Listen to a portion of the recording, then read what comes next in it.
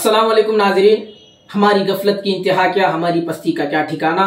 गुनाह तो फिर गुनाह ठहरा, इबादतें भी हैं मुजरिमाना। यही कुछ हाल आज हमारा है। हम गफलत की इंतहा को पहुंच चुके हैं, हमारी पस्ती का कोई ठिकाना नहीं रहा। ये एक तल्ख हकीकत है जिससे कोई भी इनकार नहीं कर सकता। हमारी मस्जिद को शहीद कर दिया गया, दरगाह को मुनहदिम कर दिया गया, लेकिन इसके बावजूद ऐसा लगता है कि हम अब भी उनकी साजिशों का शिकार होते चले जा रहे हैं, उनकी साजिशों में फंसते चले जा रहे हैं। वो कामयाब हो चुके हैं और हम नाकाम और नामुराद। ये इसलिए कह रहा हूं कि हमारे जहनों को उन्होंने बड़ी ही चालाकी के साथ किसी दूसरे मसले में उलझाया और हम बेवकूफों की तरह उनकी हर बात को ऐसे मान रहे हैं गोया कि वो फरमानी इलाही हो। माथे पर तहरीर है गम की, खुश्क है लब, आंखें नम है, हमसे हमारा हाल ना पूछो, हम तो सरापा मातम है। मैं बात करने जा रहा हूं उन सियासतदानों की जिन्होंने हमारी सोचने समझने की काबिलियत को सल्ब कर लिया है। हमारे अजहान माऊफ हो चुके हैं इसलिए क्योंकि हमने अपनों में जंग छेड़ दी है।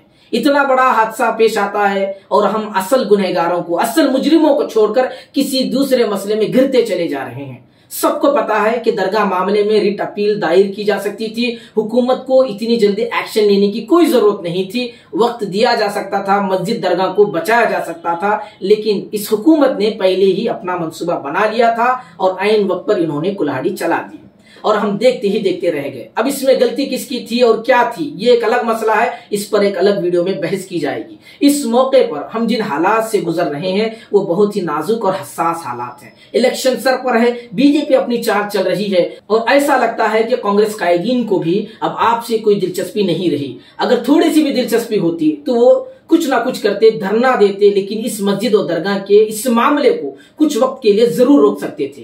खैर, इस वीडियो का असल मकसद ये है कि अब आप अपनी आंखें खोलें। जिस तरह आपको बहरी देवरकब दरगाह के मामले में गुमराह किया गया है, वैसे अभी आपकी सिमत को तब्दील करने की कोशिश की जा रही है और वो इसमें कामयाब भी हो रहे हैं। मतलब ये कि आप उन लोगों को कुछ नहीं कह पा रहे हैं जिन्होंने आपके खिलाफ इतना बड़ा काम किया, बल्कि आप अपनों में लगने लग गए। अब आप अपने रहबरों को ही शक्की निगाह से देखने लग गए और ये हो रहा है।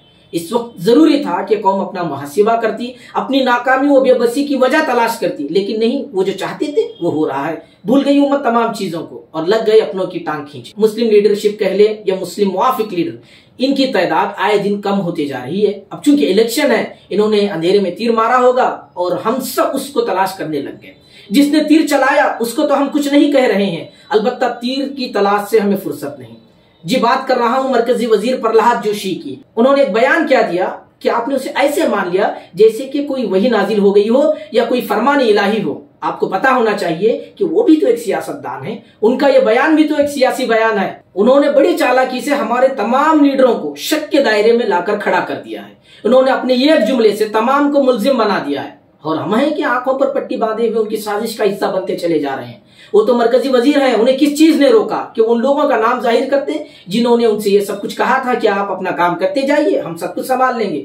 जरूरी था कि वो साफ अंदाज में सब कुछ कह देते, अंधेरे में तीर मारने की क्या जरूरत थी। नाम बता देना चाहिए था, जो कुछ हुआ जैसे हुआ सब कुछ जाहिर कर देना था, लेकिन वो ये नहीं करेंगे क्योंकि वो असल सियासतदान है और हम हैं कोरे कागज। उन्होंने जो कुछ कहा हमने मान लिया और लग गए अपनों की खाल खींचने। शोर है हो गए दुनिया से मुसलमान नाबूद, हम ये कहते हैं कि थे भी कहीं मुस्लिम मौजूद। वज़ा में तुम हो नसारा तो तमद्दुन में हुनूद, ये मुसलमान हैं जिन्हें देखकर शर्माए यहूद। कहने का मतलब ये है कि इंतखाबात करीब हैं, पहले ही हमारे दामन मसाइल के बोझ से वजन हो चुके हैं। मुस्लिम मुखालिफ ताकतों के बयान को इतनी अहमियत देने की जरूरत नहीं है जिसमें आपका इत्तेहाद खतरे में पड़ने का अंदेशा हो। ये वक्त मुहासिबे का है, ये वक्त इत्तेहाद का है, हमारी कुव्वत और ताकत को एकजा करने का है ताकि आइंदा इंतखाबात में आप अपनी हैसियत को मनवा सको। वगरना आपकी यही रविश रही तो फिर मुस्तकबिल में मजीद जिल्लत और पस्ती का मुंह देखने के लिए तैयार हो जाएगी। उनकी सियासत को समझे, वो चाहते ही यही है कि आप बट जाएं, तकसीम हो जाएं और वो आपको बेवकूफ पर बेवकूफ बनाते रहें, जिस तरह गुज़िश्ता 2 दिनों में इन्होंने किया है। असल मसले से सबकी तवज्जो हटा दी और लड़ाने लगे आप तमाम। फिरका बंदी है कहीं और कहीं जाते हैं, क्या जमाने में पनपने की यही बातें हैं। खैर, हम उम्मीद करते हैं कि आप होश से काम लेंगे, उनकी साजिशों का हिस्सा ना बनते हुए अपने इत्तेहाद को कायम रखेंगे, इंतखाबात में अपने मुकाम और मर्तबे और ताकत का मुजाहिरा करते हुए अपनी हैसियत को मनवाएंगे। मजीद अपडेट्स के लिए जुड़े रहिए हमारे साथ। शुक्रिया, अल्लाह हाफिज।